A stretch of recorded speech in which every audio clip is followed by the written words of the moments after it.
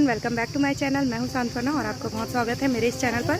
तो मैं आई हुई हूं अभी यहां पर वट सावित्री की पूजा करने और मेरे साथ आए हुए हैं शिवांश और उसकी मौसी और इधर है मेरी मम्मी। तो हम लोग अभी जस्ट पूजा करके फिनिश किए हैं और कैसे कैसे हमने किया वो मैं आगे ब्लॉग में आप लोगों को बताती जाऊँगी। तो बने रहिएगा मेरे साथ मेरे ब्लॉग में लास्ट तक। चलिए शुरू कर। तो दोस्तों ये है पहले रात का समय और यहाँ पर मैं लगवा रही हूँ मेहंदी और मेरी बहन मुझे मेहंदी लगा रही है। तो मैं आई हुई हूँ अभी इस समय अपने मायके में और मेरा वट सावित्री का व्रत इस समय मैं अपने मायके में कर रही हूँ। तो बस रात के हम मेहंदी वगैरह लगाकर अपना मेहंदी का काम फिनिश कर लेते हैं। और पिछली बार मैंने अपना वट सावित्री का व्रत अपने ससुराल में किया था और हमने घर में किस तरह से पूजा और तैयारी की थी उसका व्लॉग भी मैंने पिछले साल डाला हुआ है। मैं लिंक डिस्क्रिप्शन में दे दूँगी, आप अगर चाहें तो वो भी देख सकते हैं। और अब हम यहाँ पर बनाएंगे व्रत में चढ़ाने के लिए बरूला, बर्रो या बरूला भी कहते हैं इसे। गेहूँ के आटे से हम इसे बनाते हैं और इसकी रेसिपी मैं पिछले व्लॉग में भी शेयर कर चुकी हूँ और मेरी बहन का जो चैनल है नियति वैष्णव व्लॉग्स उसमें भी मैंने बताया हुआ है। तो यहाँ पर हम गेहूं के आटे में घी का मोयन देकर गुड़ के पानी से उसे गुड़ को पानी में भिगो कर रखते हैं और उसी से इसका डो बनाकर हम ये बरूला बनाते हैं और इसी का भोग आज हम चढ़ाते हैं वट सावित्री के पूजन में। और आज के दिन हम निर्जला व्रत करते हैं, पूजा के बाद ही हम पानी ग्रहण करते हैं। तो बस मैं अभी यहाँ पर वही बना रही हूँ बरूला।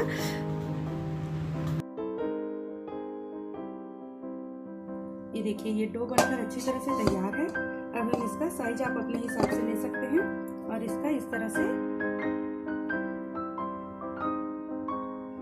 से गोलियां बनाकर तैयार कर लेंगे। तो आप जिस भी साइज का चाहें उस साइज का गोली बनाकर तैयार कर लेते हैं। तो ये बनाकर हम आज के दिन वट सावित्री के व्रत में इसे चढ़ाया जाता है, बरगद पेड़ के नीचे इसी का प्रसाद लगाया जाता है। और सारी गोलियां तैयार होने के बाद हम उसे तेल या घी में फ्राई कर लेंगे। तो बहुत ज़्यादा टेस्टी भी होता है ये व्रत में। तो हमारे घर के जो बच्चे हैं और मेरे मायके में मेरी बहन, उन्हें तो ये इतना ज़्यादा पसंद है कि व्रत के मतलब इसी चीज़ के लिए वो लोग इस व्रत का इंतज़ार करते हैं कि हमें प्रसाद में ये मिलने वाला है। और फिर हम यहाँ पर पूड़ियाँ तैयार कर लेंगे, वो भी प्रसाद में हम लगाते हैं। तो कई जगह पूड़ियाँ लगाते हैं प्रसाद में, कई जगह नहीं लगाते हैं। सब जगह की अपनी अपनी अलग अलग मान्यताएं होती हैं। तो हम इधर किस तरह से करते हैं वो मैं आप लोगों के साथ शेयर कर रही हूँ। और यहाँ पर मैंने चने दाल का हलवा भी बनाया है और इस ये जो पूजा है इसमें चना दाल का ही ज़्यादा महत्व होता है हमारे इधर। तो यहाँ पर मम्मी ने सारी पूजा की तैयारियाँ कर ली थी, फूल, नारियल, प्रसाद और सुहाग का सामान और इधर ये बर्रो और जितने भी प्रकार के फल आपको मिले वो आप ले सकते हैं। तो यथाशक्ति तथा भक्ति एक प्रकार की कहावत है, वही उसी तरह से हमने जितना हमसे हो सका उतना हमने तैयारी करके पूजा में भगवान को अर्पण किया है। और अब हम यहाँ पर चल रहे हैं पूजा के लिए और ज़्यादा दूर नहीं गए थे हम, बस हमारे घर से थोड़ी ही दूर पर था। तो वो जो बिजली का खंभा दिख रहा है ना आप लोगों को, बस उसके बगल में ही है वट वृक्ष और वहीं पर हम लोग पूजा करने गए थे। हमारे घर से मुश्किल से 20 या 25 कदम की दूरी पर होगा वट वृक्ष का पेड़। और यहाँ हम लोग वट वृक्ष या बर पेड़ जिसे कहते हैं उसके साथ पीपल भी होना चाहिए, वैसे वट वृक्ष का पूजा किया जाता है। तो बस मैं और मम्मी अभी हम वहीं जा रहे हैं पूजा करने के लिए और बस अब हम यहाँ पर पहुँच चुके हैं। बस यहीं पर है वट वृक्ष और ये देखिए यहाँ पर हमने पूजा स्टार्ट कर दी है। तो मैं यहाँ पर वट वृक्ष में ये जो मौली धागा होता है उससे लपेटने वाली हूँ। तो आज की मान्यता है कि इसी तरह से लपेटते हैं हम लोग वट वृक्ष में और उसके बाद में फिर पूजा स्टार्ट होगी और फिर मैं 108 परिक्रमा करूँगी वट वृक्ष का।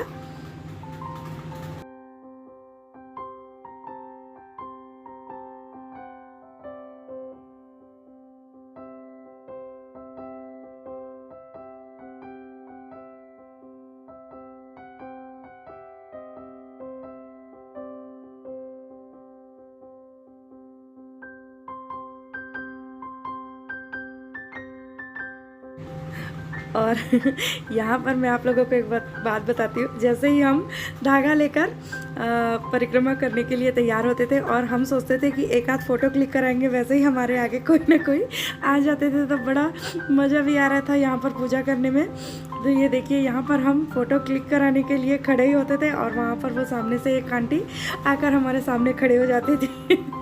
तो पूजा में इस तरह से हमने बहुत इन्जॉय भी किया और फिर लास्ट में हम दोनों ने, मम्मी और मैंने, परिक्रमा कर ली। तो ज़्यादा भीड़ नहीं था। ये लोग जो आप लोगों को दिख रहे हैं भीड़, ये लोग अपनी पूजा कंप्लीट कर चुके थे।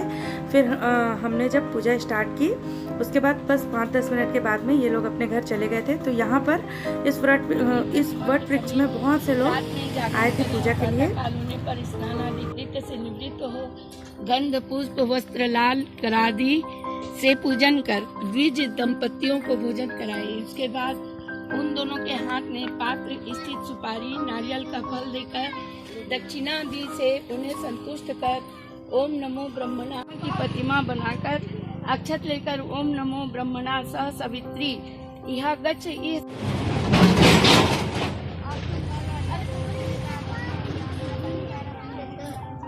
के लिए अत्यंत प्यारी, धन धान्य तथा बहुत बड़े कुटुंब वाली होती है।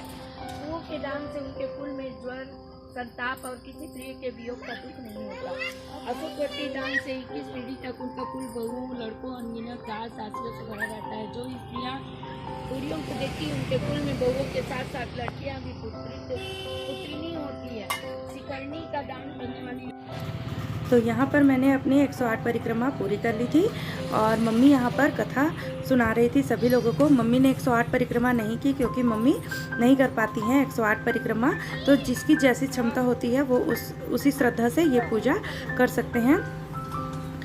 तो और यहाँ पर मैं लगा रही हूँ, हमारे इधर तो हाथा कहते हैं। तो ये जो गेहूं का आटा होता है या चावल के आटे को पीसकर बनाया जाता है और वट वृक्ष में इसी तरह से 5 बार हम हाथ से उसमें छाप लगाते हैं और फिर उसमें सिंदूर का तिलक लगाकर पूजा करते हैं। और फिर इसी तरह से हमने सारी पूजा वगैरह किया, आरती वगैरह किए और इसी तरह से हमने अपना वट सावित्री का पूजा संपन्न किया। तो आप लोगों को कैसा लगता है हमारा ये जो हमारी हिंदू रीति रिवाज है, हमारे पूजा पाठ की पूजा पाठ का जो हमारा तरीका है, मुझे कमेंट करके बताइएगा। और आप लोगों की तरफ किस तरह से करते हैं ये भी मुझे कमेंट करके ज़रूर बताइएगा। और लास्ट में 11 चने और 1 वट वृक्ष का कोपल हमें निगलना होता है। तो हमारी पूजा अब संपन्न हो चुकी है और कैसा लगा आज का ये वीडियो बताइएगा ज़रूर। मिलती हूँ अगले ब्लॉग में, तब तक के लिए bye. Thank you for watching.